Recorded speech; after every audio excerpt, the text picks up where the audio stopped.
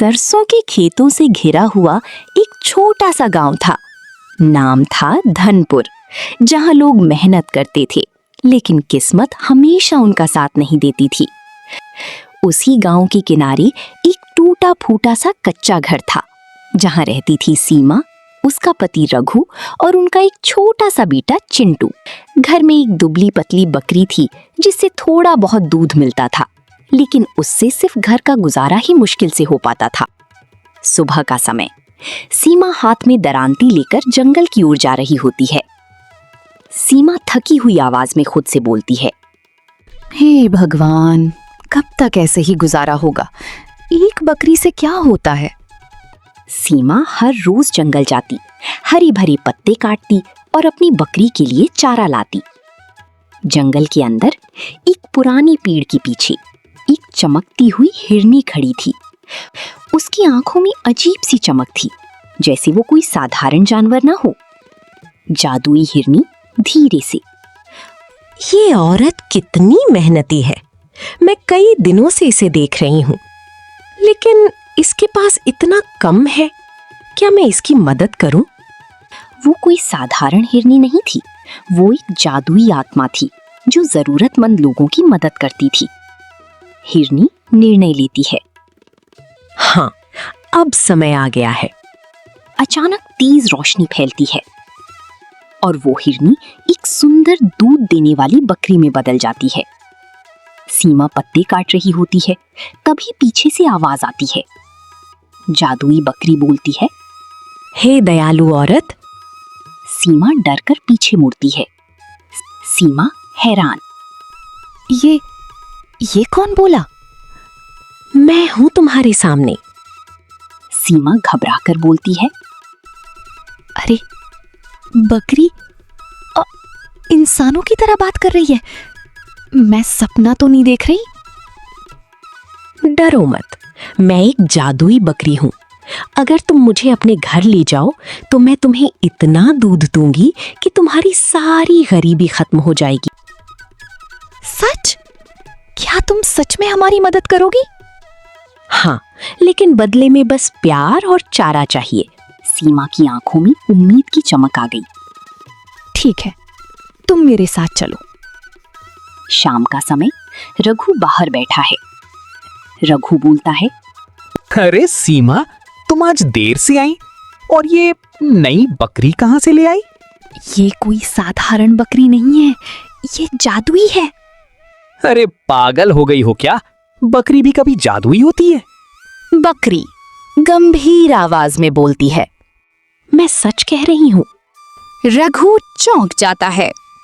अरे बकरी बोल रही है। उस रात उनकी जिंदगी बदलने वाली थी। रघु एक खाली बाल्टी रखता है और बोलता है, अगर तुम सच में जादुई हो तो हमें दूध देकर दिखाओ। धीरे धीरे बाल्टी दूध से भरने लगती है।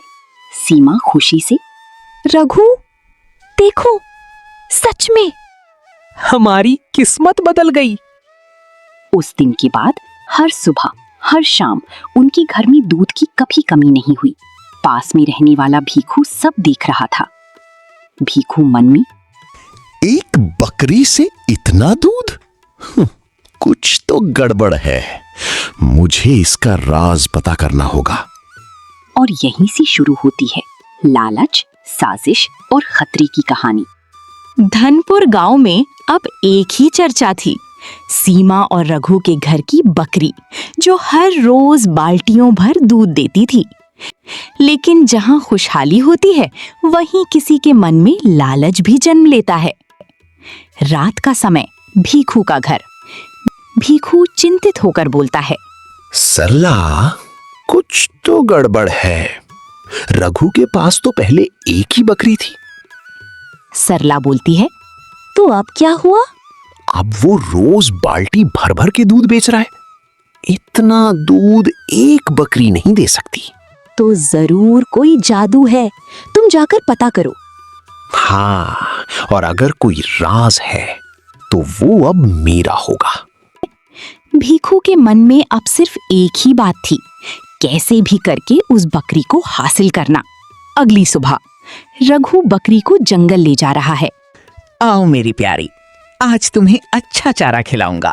जादुई बकरी प्यार से बोलती है। तुम बहुत अच्छे हो रघु। उन्हें पता नहीं था कि कोई उनका पीछा कर रहा है। झाड़ियों के पीछे भीखू छिपा हुआ था। भीखू मन में, आज पता चल जाएगा राज क्या है। जंगल के अंदर बकरी हरा चारा खा रही है। रघु पास के पेड़ के नीचे बैठ जाता है। हाँ, थोड़ी देर आराम कर लेता हूँ। वो धीरे धीरे सो जाता है। यही मौका था जिसका भीखू इंतजार कर रहा था। भीखू धीरे धीरे बाहर आता है। वो एक भारी डंडा उठाता है। अब देखता हूं ये जादू कब तक चलता है। बकरी खतरा महसूस करती है।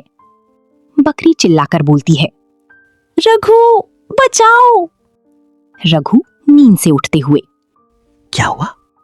भीखू ने वार कर दिया। बकरी जमीन पर गिर गई। बकरी आखिरी सांस में बोलती है, रघु सुनो। नहीं, तुम्हें कुछ नहीं होगा। जिस पेड़ के नीचे मैं सीमा को मिली थी, उसकी पत्तियां मेरे सिर पर रख देना। मैं वापस आ जाऊंगी। बकरी की आंखें बंद हो जाती हैं। रघु स्तब्ध रह जाता है। हे भगवान, ये क्या हो गया? भीखू डर की मारी भाग जाता है, लेकिन रघु की दुनिया उजड़ चुकी थी। रघु खाली हाथ घर आता है। सीमा घबराकर बोलती है, रघु बकरी कहाँ है? वो अब नहीं रही। नहीं, ऐसा नहीं हो सकता।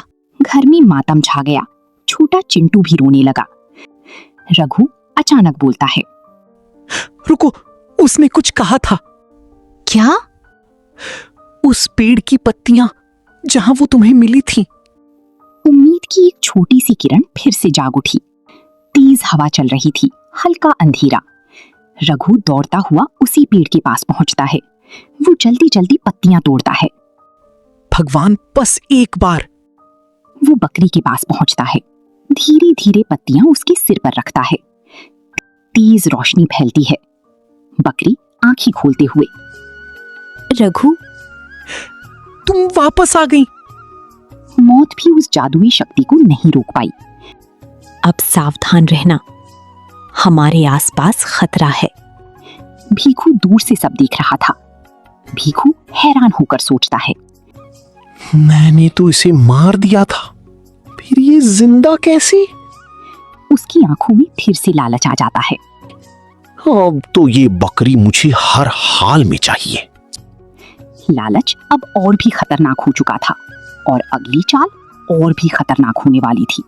जादुई बकरी अब वापस आ चुकी थी, लेकिन खतरा अभी टला नहीं था, क्योंकि लालच का जहर भीखू के दिल में और गहरा हो चुका था।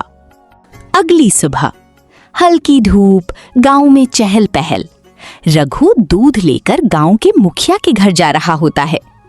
रघु मन में, आज भी अच्छा दूध मिला है, भगवान का शुक्र है। अब रघु सिर्फ अपने लिए नहीं, गांव के गरीब लोगों की भी मदद करने लगा था। एक बूढ़ी औरत झोपड़ी के बाहर बैठी, बेटा 2 दिन से कुछ नहीं खाया। अम्मा, मेरे पास खाना तो नहीं, लेकिन ये दूध है, आप पी लीजिए। भगवान तुम्हें खुश रखे बेटा। रघु का दिल बहुत बड़ा था और शायद इसी वजह से किस्मत भी उसका साथ दे रही थी। भीखू अपने घर में गुस्से से टहल रहा है। भीखू बोलता है, ये कैसे हो सकता है? मैंने बकरी को मारा, फिर भी वो जिंदा हो गई। तो इसका मतलब साफ है, वो सच में जादुई है। और अब वो हर हाल में मेरी होगी। भीखू अब सिर्फ बकरी को पाना नहीं चाहता था, वो उसे छीनना चाहता था। गांव में हलचल, लोग बातें कर रहे थे।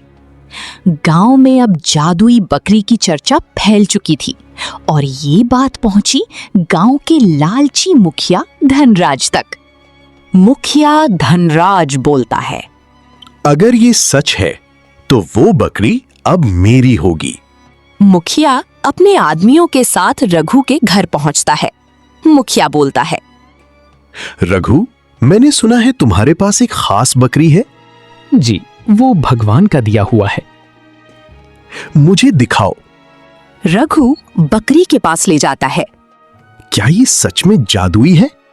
आप खुद देख लीजिए। रघु एक खाली बाल्टी रखता है।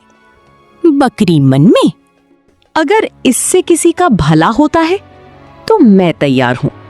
बाल्टी दूध से भर जाती है। कमाल है। अब मुखिया का लालच भी जाग चुका था। रघु, ये बकरी मुझे दे दो। माफ कीजिए, ये मैं नहीं दे सकता। मैं तुम्हें बहुत सारा पैसा दूंगा। पैसे से सब कुछ नहीं मिलता। रघु का जवाब सुनकर मुखिया का गुस्सा बढ़ गया। मुखिया बकरी को पकड़ने की कोशिश करता है। जैसे ही वो उसे छूता है, उसका हाथ जलने लगता है। ये क्या? मैं किसी लालची के साथ नहीं जाऊंगी।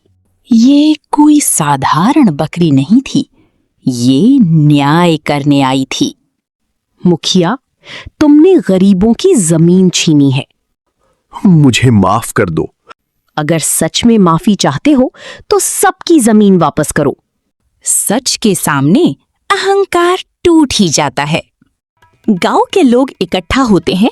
मुखिया सबके सामने घोषणा करता है, आज से मैं सबकी जमीन वापस करता हूं। लोग खुश हो जाते हैं। गांव में खुशियां लौट आईं। भीखू छिपकर सब सुन रहा था। बकरी उसकी तरफ देखती है।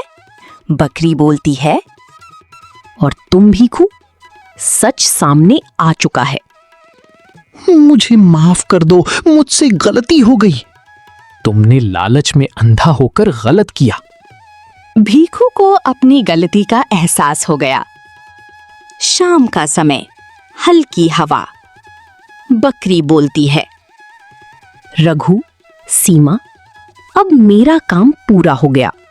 तुम हमें छोड़कर जा रही हो? मैं वहां जाती हूं जहां जरूरत होती है। हम तुम्हें कभी नहीं भूलेंगे। तेज रोशनी, बकरी गायब हो जाती है। उस दिन के बाद रघु और सीमा मेहनत से जीने लगे। लेकिन अब उनके पास सिर्फ दूध नहीं, बल्कि इज्जत, सुकून और खुशियां भी थीं।